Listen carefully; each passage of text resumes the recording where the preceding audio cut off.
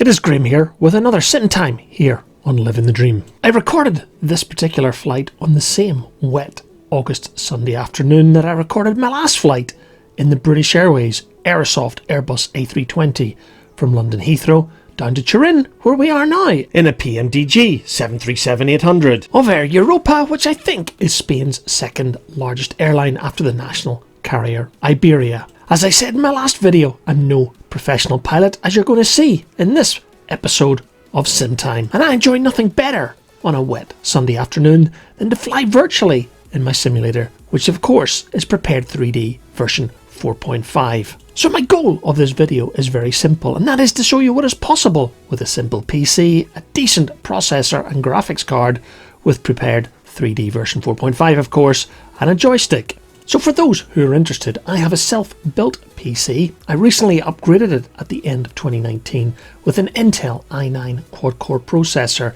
32 gigs of RAM. I'm using a 2080 Ti graphics card from Nvidia and probably over €1,000 worth of add-on scenery from my flight simulator. Yeah guys, I've gone a bit over the top through the years. I've also only purchased the PMDG 737 in the last 6 weeks. I was told that this was a study level aircraft, but being the amateur pilot I am, I never read a manual, I never RTFM, and I've certainly not read anything on how to fly the 737 from PMDG, except watch a couple tutorial videos on YouTube. And as I record this introduction, you will notice that I've been in SimBrief, preparing a standard flight plan from Turin to Madrid Barajas International Airport in Spain. And just like the last flight, I've chosen to take on only 100 passengers and 5 tons of cargo. I also did remember to instruct SimBrief to calculate our weight in pounds today, because after all, I'm flying the 737.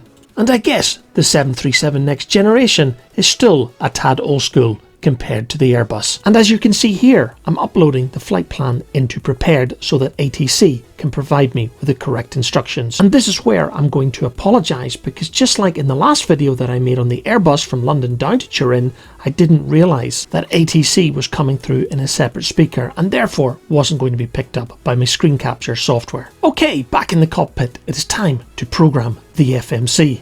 And for me, this was the most daunting part of moving up or upgrading to these study level aircraft. Prior to purchasing the Aerosoft Airbus Professional, I was used to flying aircraft from Coronado, Virtual Columbia, and the default Airbus and Boeings that were available in FSX that I managed to port over to Prepared. However, I do want to make it clear for any of you that are thinking of venturing into these more complex virtual aircraft for Flight Simulator, please guys, don't be afraid. There is lots of fantastic homegrown tutorials on YouTube that I certainly watch to get to grips with FMCs, which quite frankly are fairly similar across all aircraft types. However, as I search SimBrief here for my fuel load for this afternoon's flight across to Madrid, maybe it's now that I should own up and let you know that a very good friend of mine here in the village is a captain on board an Airbus A330, and he was a fantastic help to me as I was learning to fly the Airbus. He was also a 737 pilot after gaining his commercial pilot license, and again I was able to touch on his expertise to understand the main key differences between the Airbus and the Boeing 737. And while there are a lot of differences between the Airbus, which is extremely automated, and the 737, which is based I think on about 30 to 40 year technology, it took me less than 2 hours to work it out, and on my second flight between Glasgow and Amsterdam I was able to complete that flight on the PMDG 737 with very little support. So guys, my advice is to be patient and don't be scared to learn new things, because my enjoyment of Flight Simulator has increased enormously since I moved across or upgraded to these new study level aircraft. As you can see here, I'm using the briefing page on ActiveSky to provide me with the wind speed and directions at top of climb. And just before completing the input into the FMC, like I do in every flight that I take in any of my study level aircraft, I like to check off the flight log from Prepared 3D, ensuring that it is married to the flight management computer in the aircraft that I'm flying. And it's now that I instruct GSX to start the boarding process, which is something I typically do while I'm inputting into the FMC.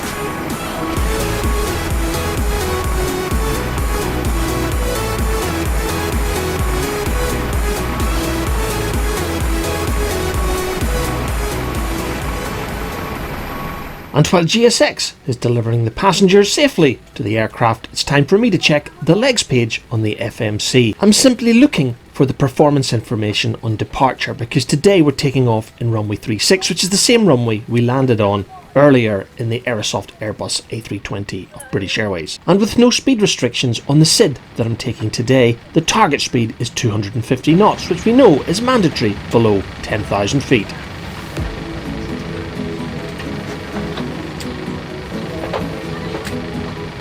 And with the baggage all loaded, it is time to close the cargo doors.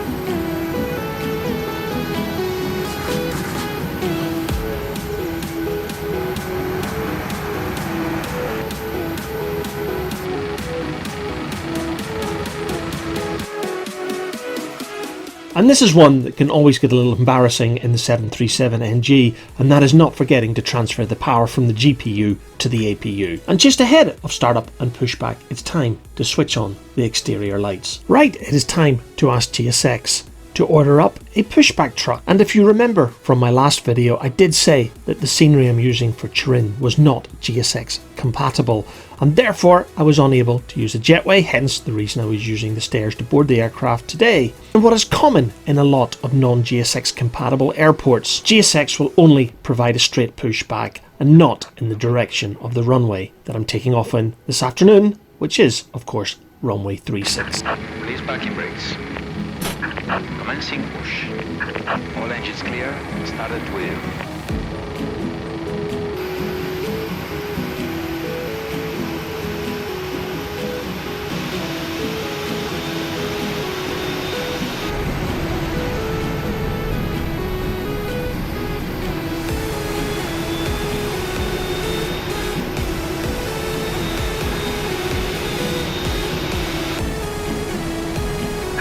Set parking brakes.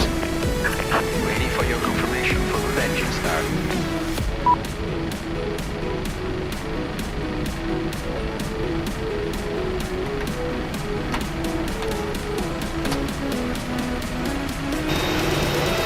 That is clear.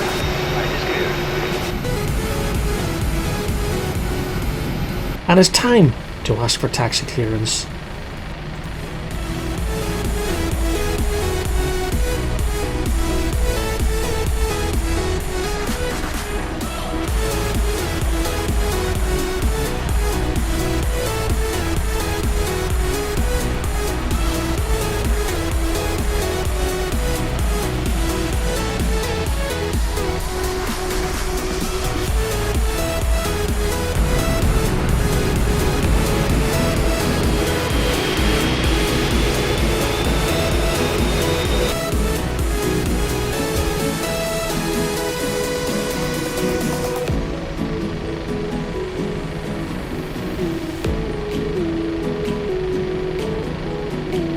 Approaching 36. With this particular 737-800 equipped with a head-up display, it would be rude not to use it as I asked ATC for takeoff clearance. And I do promise in the next sim time that I will have the ATC coming through the main monitor so that the capture software will pick up the instructions. Right, time to stop talking, enforce the sterile cockpit rules as we depart Turin en route for Madrid.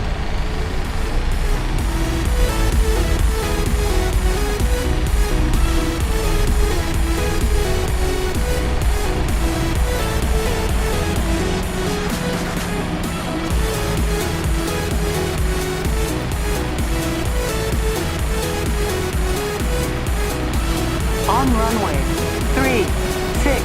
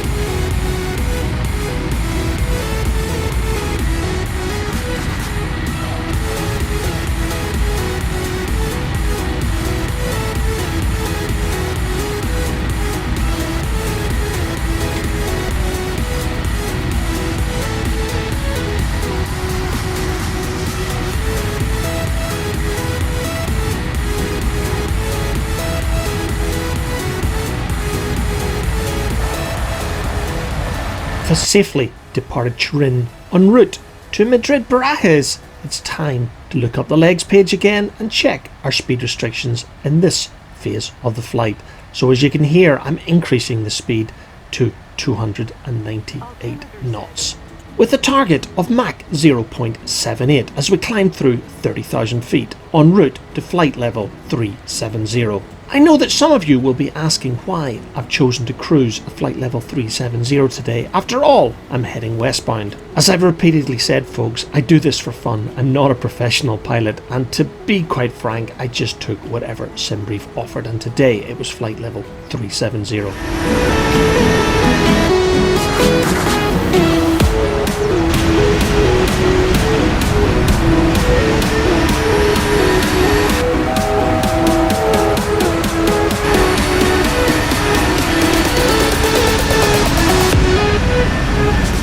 And approximately an hour later, you will find me still in the PMDG 737 at 37,000 feet over Barcelona in northeastern Spain as I start to make the slow descent towards Madrid.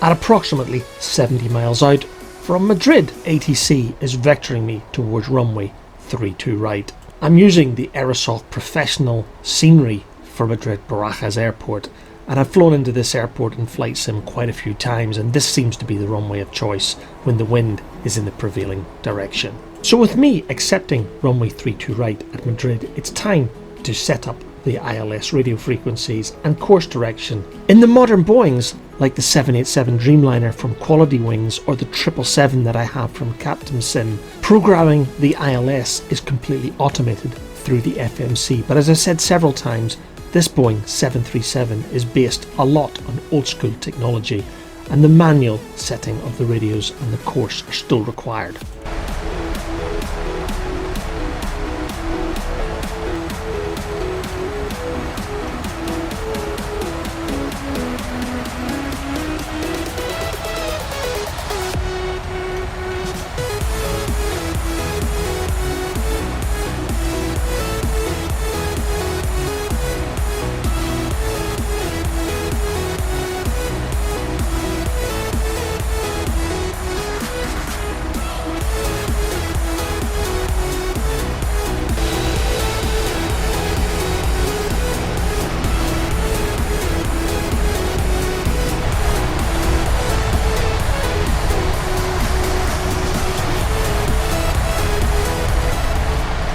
And at just under 24 miles out, the ILS is starting to appear in the MFD.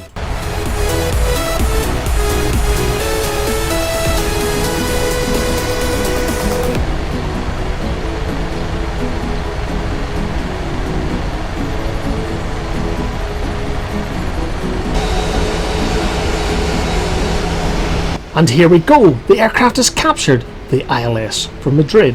Runway 32 right, vectoring is on to final. And before any flight sim experts complain that I haven't set my landing lights or switched on the fasten seatbelt signs below 10,000 feet, I know guys, I keep saying this is just a game to me. You'll have seen that I'm certainly not following any descent or pre-landing checklists.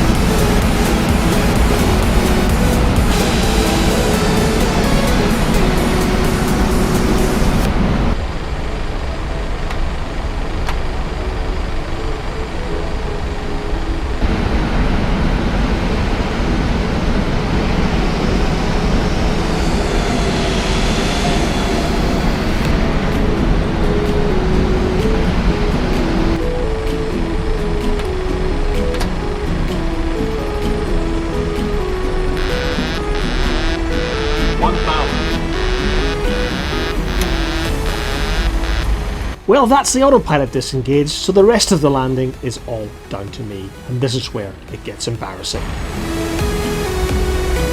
Too high, too high. Approaching. 3, right. I know, guys, I've got no idea what is happening here because the sim believes this to be 3-2 right, but I did notice that some of the charts said 3-3 right, and now the RAS also thinks it's 3-3 right. Who cares? I'm on approach. I'm definitely going to land. 400.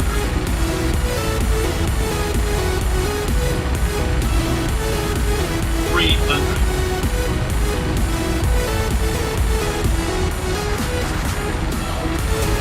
200. Wide slope, wide slope, wide slope, wide slope, wide slope, wide slope, wide slope, wide slope, wide slope, wide slope, wide slope. 20. 10.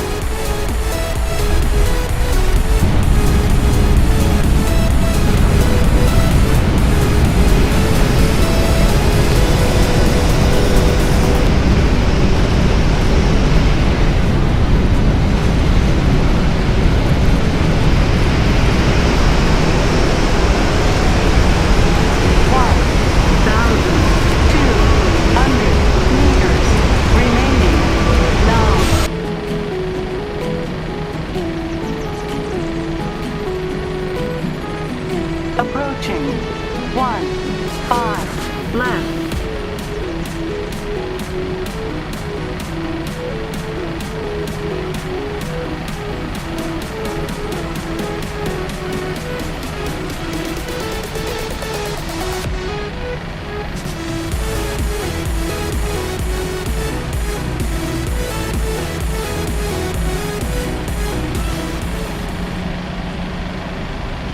And of course, it is only as I pull off the runway onto the taxiways here at Madrid Barajas that I do realise that I probably should have forced Flight Simulator to give me runway 32 left. Madrid Barajas International Airport is truly enormous. And straight ahead of me, as I taxi off runway 32 right, is the remote gates at Terminal 4. According to the charts I have, Air Europa used Terminal 3, so it's going to be quite a taxi. Turning off the landing lights, turning on the taxi lights, spooling up the APU, switching off the window heats and probe heats, it's time to make that long taxi to Terminal 3.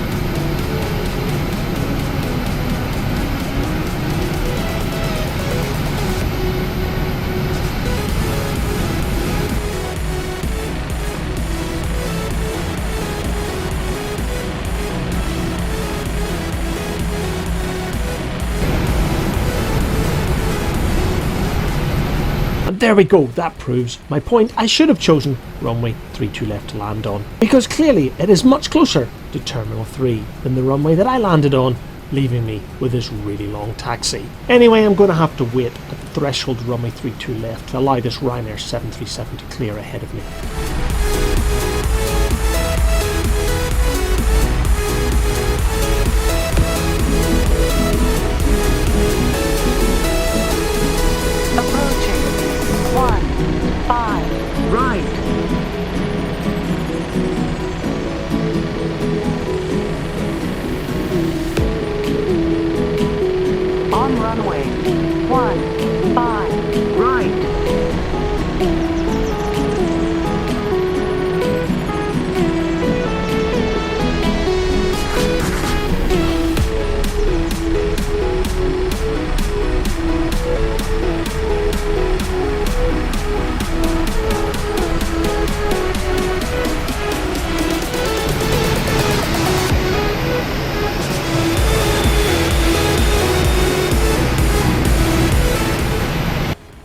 finally I'm pulling into the gate area at Terminal 3 with other Air Europa aircraft clearly in view.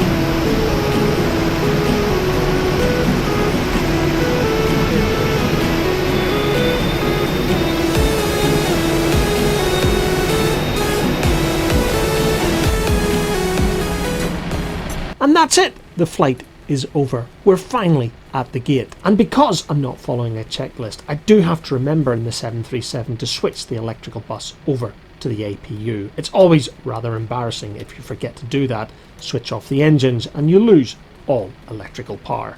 Anyway, with that done, the lights switched off, it's time to cut the fuel to the engines.